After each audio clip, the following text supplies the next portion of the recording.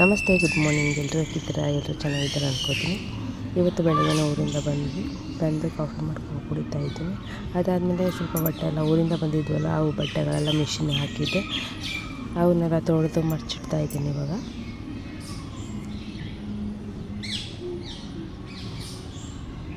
ಇನ್ನೊಂದು 2 ದಿನ ಆದಮೇಲೆ ಮಕ್ಕಳಿಗೆ ಸ್ಕೂಲ್ ಕೂಡ ಇದೆ. ಅದಕ್ಕೆ ನಾವು ಬೇಗ ಬಂದ್ವಿ ಊರಿಂದ.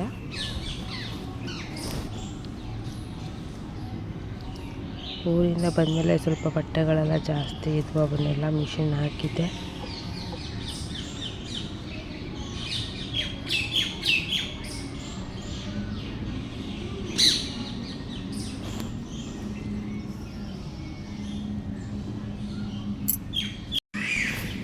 ಅದಾದಮೇಲೆ ಎಲ್ಲನೂ ಮಡಚಿ ಕಬೋರ್ಡಲ್ಲಿ ಇಡ್ತಾಯಿದ್ದೀನಿ.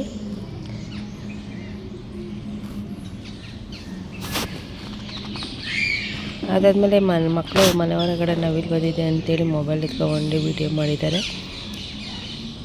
ನಾನು ಬೆಡ್ಶೀಟೆಲ್ಲ ಇವಾಗ ನೀಟಾಗಿ ಕವರೆಲ್ಲ ಹಾಕ್ತಾಯಿದ್ದೀನಿ.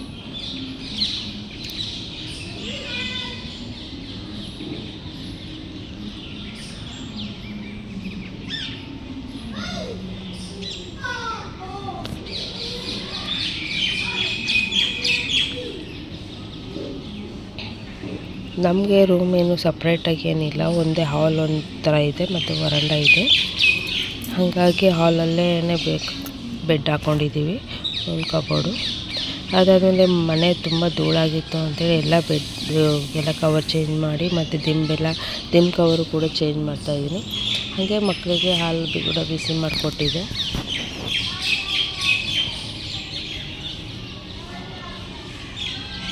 ಅವರು ಕೂಡ ಹಾಲೆಲ್ಲ ಕುಡಿದು ಇವಾಗ ಬ್ರಷ್ ಎಲ್ಲ ಮಾಡ್ಕೋತಾರೆ. ಬ್ರಷ್ ಮಾಡಿ ಅಂತ ಇದ್ದೀನಿ.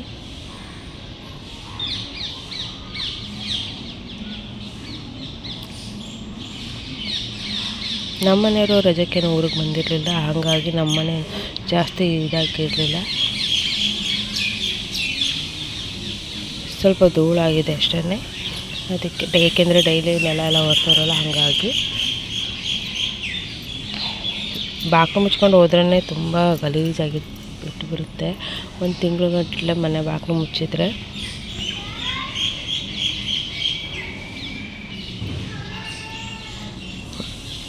ನಾನು ಇವಾಗ ನೀಟಾಗಿ ಎಲ್ಲ ಕಸ ಹೊಡೆದು ನೆಲ ಒರೆಸ್ಬೇಕು.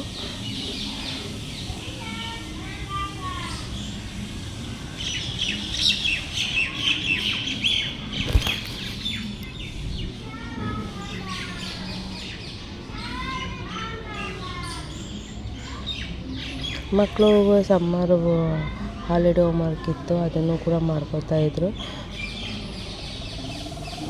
ಈ ಸಲ ಟ್ರೈನಲ್ಲಿ ಏನಾಯಿತು ಅಂದರೆ, ನಾವು ಬುಕ್ಸಿಗೊಂದು ಬ್ಯಾಗ್ ಇತ್ತು ಮಕ್ಕಳದು, ಹಾಲಿಡೇ ಹೋಮ್ವರ್ಕ್ ಎಲ್ಲ ಮಾಡ್ಕೊಬಂದಿದ್ರು. ಅದನ್ನು ಮಿಸ್ ಮಾಡಿಬಿಟ್ಟಿದ್ವಿ ಬಸ್ಸನ್ನು, ಟ್ರೈನಲ್ಲೇ.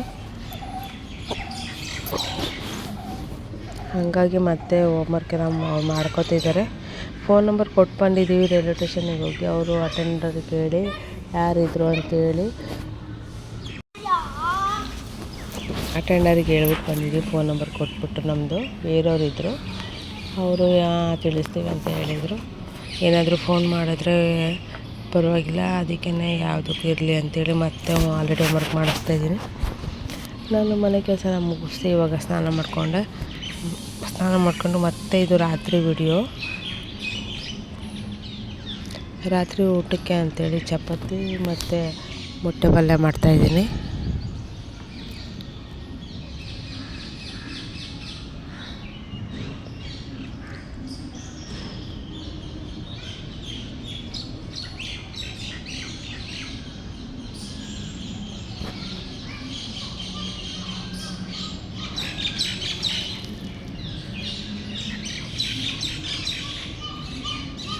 ಮೊಟ್ಟೆ ಪಲ್ಯ ಮಾಡಿದ್ರೆ ನನ್ನ ಮಕ್ಕಳಿಗೆ ತುಂಬ ಇಷ್ಟ. ಒನ್ ಟೈಮಿಗೆ ಅಂತೇಳಿ ನಾನು ಮೊಟ್ಟೆ ಹಾಕ್ಬಿಟ್ಟು ಪಲ್ಯ ಮಾಡ್ತಾಯಿದ್ದೀನಿ.